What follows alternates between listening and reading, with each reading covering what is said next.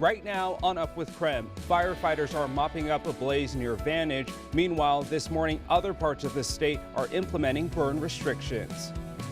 Temperatures are on the rise throughout the week. Not quite as warm as we were last week, but we do have the chance of a few isolated showers in the forecast. The Ironman is right around the corner here in Coeur d'Alene. I'm telling you how you can get signed up and volunteer to help some of these top athletes in the world.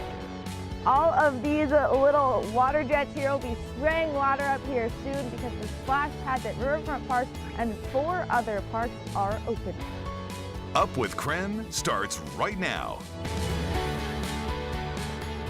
Well, it's beginning to look a lot like springtime. Check out this shot of Stevens Pass this morning. What? All right, if you read the right-hand side of your screen, well, you read that correctly. A dusting of snow across the mountain pass early on this morning. No. Yeah, I was looking at this earlier and I was like, do I put this in my weather or do I skip it? And I decided to skip it because I didn't want to talk about it too much. And it really isn't going to affect travel. It's just kind of those grassy surfaces. But keep in mind, we are 1 full week into the month of June and there's snow.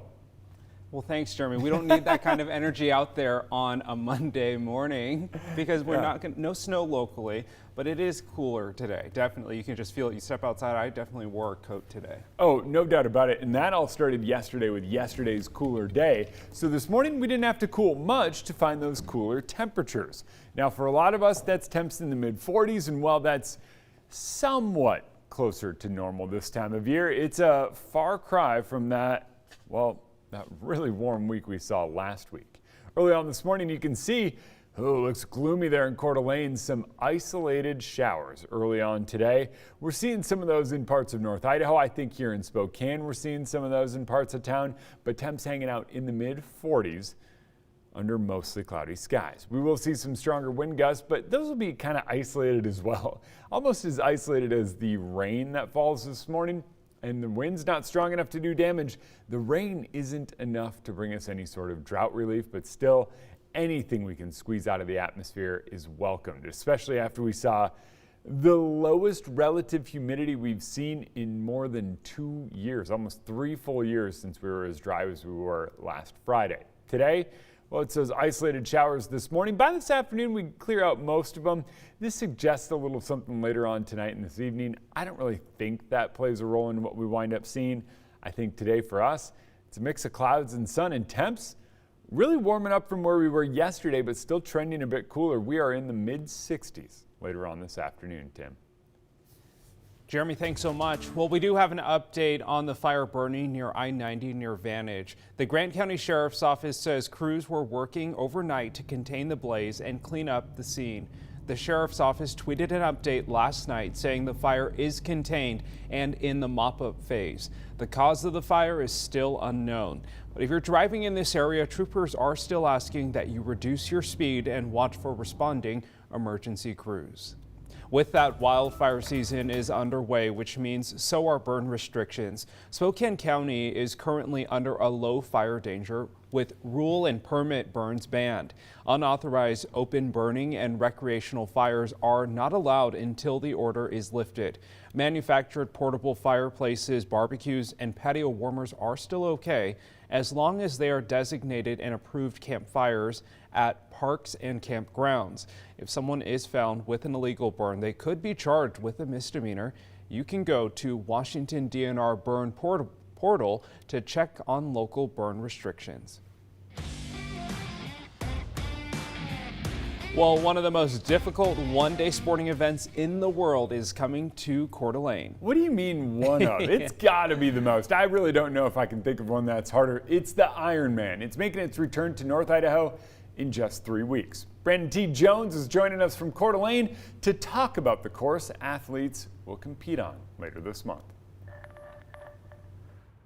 Good morning, Tim. Jeremy, it's definitely got to be the hardest thing you could probably ever do in your life. The Ironman is returning to here, Coeur d'Alene, and I'm live from where things will start to kick off. It's 20 days until the Ironman returns and volunteers are needed, but let's take a look at the course and how things get happening first. So first things first, here The first leg of the race is a 2.4-mile swim across the lake. Swimmers will take off from the city park and swim 2 laps along the boat docks outside of the resort.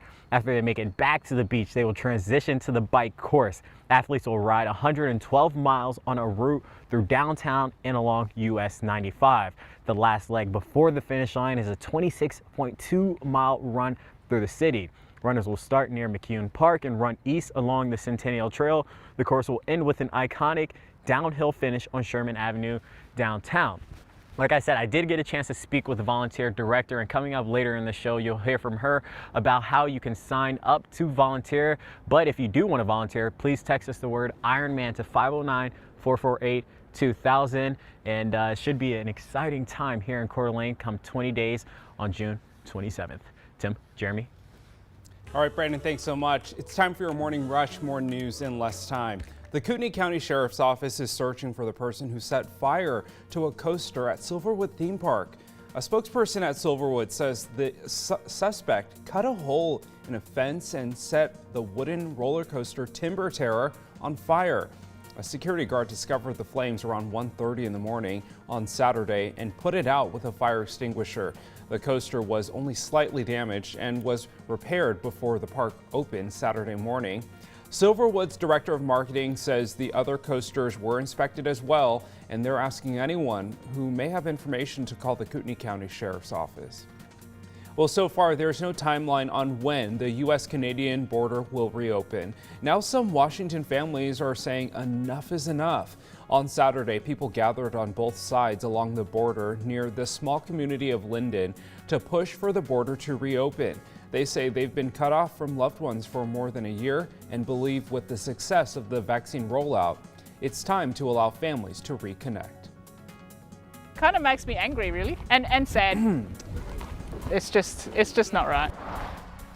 Saturday marked the third weekend the group gathered, and they said they'll continue to come out as long as the border remains closed.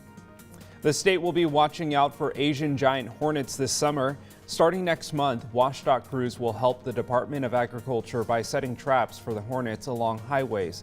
They'll be monitored through the fall. Well, the Mariners started their own vaccine program, but only for those who get vaccinated at the park. All you have to do is get your shot between June 14th and the 23rd. You'll automatically get a free pair of tickets to an upcoming M's game and a $20 Amazon gift card. By the way, the state reports 54% are fully vaccinated. That's among those who are eligible. 63% have initiated vaccinations, meaning they've received at least one dose. That's your morning rush. More news in less time. Let us know what's happening in your neighborhood by using the hashtag #UpWithKREM on social media. Well, summer is here, and if you are looking for some fun in the sun, there are now 5 splash pads opening in Spokane. Nicole Hernandez is live this morning with the details. Good morning, Nicole. Hey, good morning, guys. Our photographer is lucky this thing isn't on quite yet because I would be having fun in the water even though it's cold. But I'm coming up in the next few minutes. I will explain all of the parks that we have that are open right now with their splash pads. What if it was on? And still ahead, a local event that can help you land a job. After the break, Brian Toston with the Spokane Hospitality Coalition joins us live to talk about a hiring mixer. And we talked about it, a little bit of snow falling in some of those higher elevations. The good news is it does not impact travel. If you make your way all the way out and over to the west side, it's wet roads up and over the mountain passes, but look close, there is some fresh snow on the ground. Ooh, the signs of spring? Well, they are here. Is that snow at Schweitzer? Oh, I love it. There's a little snow coming down at Schweitzer Mountain early on this morning. Oh, there you go. We are in the month of June, believe it or not.